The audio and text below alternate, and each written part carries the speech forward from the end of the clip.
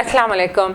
आज का हमारा टॉपिक जो है वो पैरों के तलवों की जलन है, यानी हमारे जो पैरों के तलवे हैं वो क्यों जलते हैं। इसकी बहुत सी वजूहात और इसके बहुत सारे अनासर हैं जिनकी वजह से आपके पैरों के तलवों में जलन महसूस होती है। आपको महसूस होता है कि पैरों के तलवों में साड़ पड़ रहा है या हमें सुइयाँ चुभ रही हैं या चूंटियाँ चल रही हैं। इसमें आपने सबसे पहले इस बात का ध्यान रख के आपको कोई ऐसा सेहत का मसला तो नहीं है जिसकी वजह से पैरों में जलन महसूस हो रही है। अस्सलाम वालेकुम, मेरा नाम महविश शिराज है। मैं रजिस्टर्ड डाइटिशियन और न्यूट्रिशनिस्ट हूँ। मेरा वर्किंग एक्सपीरियंस जो है वो 18 साल से ज़्यादा का है।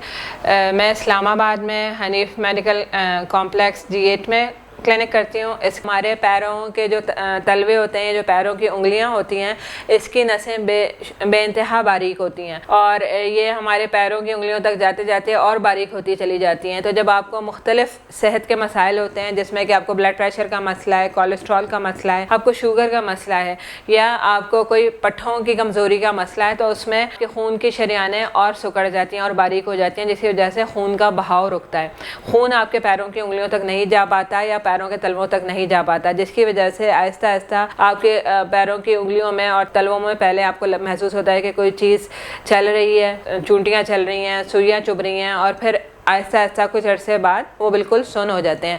तो जब आपको इस तरह महसूस हो तो आपने कोशिश करनी है कि इसका जल्द से जल्द इलाज या तदारक कर लें ताकि इन मसाइल से बच सकें। तो सबसे पहले आपने जो अंडरलाइंग कॉज है, जो मसला है, उसको हल करना है कि आपको कहीं ब्लड प्रेशर तो नहीं है, आपको शुगर तो नहीं है या कोई दिल का मसला तो नहीं है। इसको आप पहले हल करें। ये हल होगा तो ऑटोमेटिकली आपके पैरों के तलवों की जलन ख़त्म होगी। लेकिन अगर आप पहले पैरों के तलवों का मसला हल करेंगे, शुगर हल नहीं करेंगे या ब्लड प्रेशर का मसला हल करेंगे, तो ये आपको बार बार ये पैरों के तलवों की जलन होती रहेगी। तो इसके लिए आपने कोशिश ये करनी है कि इन मसाइल को हल करें, उसके बाद पैरों के तलवों के मसले को हल करें। एक और वजह पैरों के तलवों में जो सुइयाँ चुभना या जो जलन होना, उसकी वजह होती है विटामिन B12 की कमी।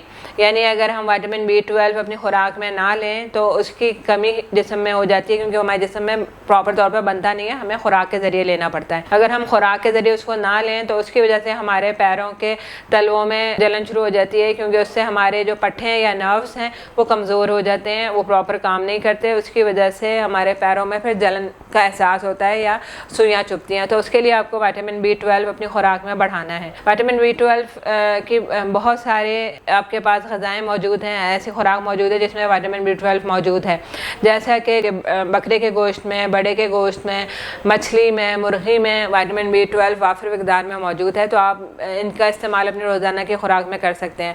अब अक्सर लोग ये कहते हैं कि हमें डॉक्टर मना करते हैं गोश्त का इस्तेमाल ना करें, कि हर चीज़ की ज़्यादती नुकसानदेह है। अगर आप कोई भी चीज़ ज़्यादा मिकदार में खाएंगे, अपनी ज़रूरत से ज़्यादा खाएंगे, तो आपको नुकसान देगा। आप गोश्त का इस्तेमाल बिल्कुल कर सकते हैं, लेकिन उसमें कुछ एहतियात तदाबीर हैं, उन पर अमल करें तो आप गोश्त इस्तेमाल कर सकते हैं। जैसे आप बड़े का गोश्त अगर लेना चाहें तो बड़े के गोश्त पे ऊपर बाकायदा एक चर्बी की लेयर होती है, उस आप लेयर को हटवा दें। और गोश्त के अंदर भी अगर आपको धारियां नज़र आ रही हैं चर्बी की, तो कोशिश करें कि वहाँ से कटवा के जो ज़्यादा मोटी धारी है उसको आप हटवा दें। सिर्फ जो बड़े का गोश्त है वो आपने लेना है और उसको आपने रोज़ाना अगर इस्तेमाल कर रहे हैं तो कोशिश करें कि मर्द हजरात मैक्सिमम 3 से 4 बोटियाँ रोज़ाना इस्तेमाल कर सकते हैं। हाँ, अगर आप पाव या आधा किलो गोश्त खा रहे हैं तो फिर उसका आपकी खुराक में इजाज़त नहीं है, वो ज़्यादा हो जाता है। जितनी आपकी ज़रूरत है उतनी आप खुराक लें। ख़वातीन के लिए 1 से 2 बोटियाँ और मर्द हज़रात के लिए 3 से 4 बोटियों का इस्तेमाल आप रोज़ाना कर सकते हैं। उसमें B12 की बहुत वाजिब मिक़दार मौजूद होती है। इसी तरह बकरे का, मछली का, मुर्गी का, आप जो भी गोश्त इस्तेमाल करें उसके मिक़दार का ध्यान रखें कि इतने आपके हाथ की हथेली जितना जो है वो आपने एक गोश्त की बोटी इतनी होनी चाहिए। तो अगर 3 से 4 बोटी हैं तो इस साइज़ की आप या इस साइज़ की 3 से 4 बोटियाँ आप इस्तेमाल कर सकते हैं। इससे ज़्यादा ना इस्तेमाल करें, वो आपके लिए नुकसानदेह है। दूसरा, आपने इसका पकाने के तरीके पे भी ध्यान रखना है कि किस तरह इसको पकाना है। आपने बहुत ज़्यादा तेल में इसको फ्राई नहीं करना, भूनना नहीं है। जो हम खाने को भूनते हैं, फ्राई करते हैं, उसकी बहुत सारी ग़िज़ाइयत जो है उसी दौरान ख़त्म हो जाती है, क्योंकि हम उसको बहुत तेज़ आंच पे बहुत देर तक पकाते हैं।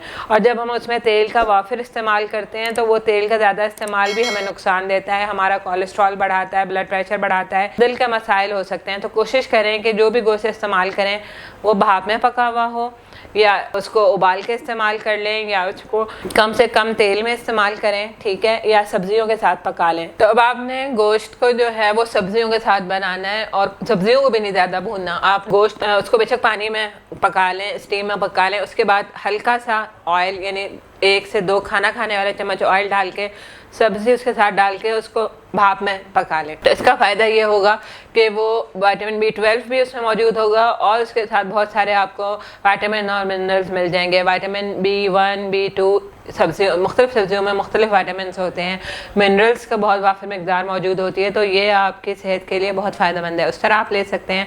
इसके साथ साथ आप अपने खुराक में ड्राई फ्रूट्स का इस्तेमाल करें, जैसे बादाम हैं, अखरोट हैं, पिस्ता, काजू, इन ड्राई फ्रूट्स का इस्तेमाल करें। इसमें भी हमारे पास B12 मौजूद होता है, वो आप इस्तेमाल कर सकते हैं।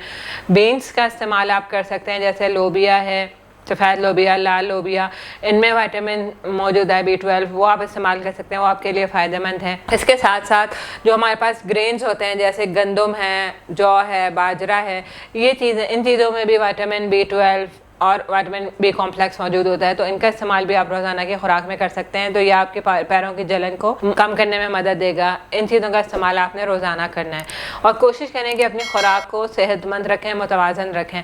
इसमें फलों का इस्तेमाल रखें, सब्जियों का इस्तेमाल रखें, गोश्त इस्तेमाल करें, दूध दही का इस्तेमाल करें। अंडे में विटामिन B12 मौजूद होता है, अंडे की जर्दी में, तो आप रोज़ाना 1 अंडे की जर्दी आप अगर सुबह में पूरा अंडा लेना चाहें बॉयल फॉर्म में, या हल्का सा ऑयल लगा के उसको फ्राई या ऑमलेट बना लें सब्जियों के साथ, तो वो आपके लिए बहुत फ़ायदेमंद है, वो आप इस्तेमाल कर सकते हैं।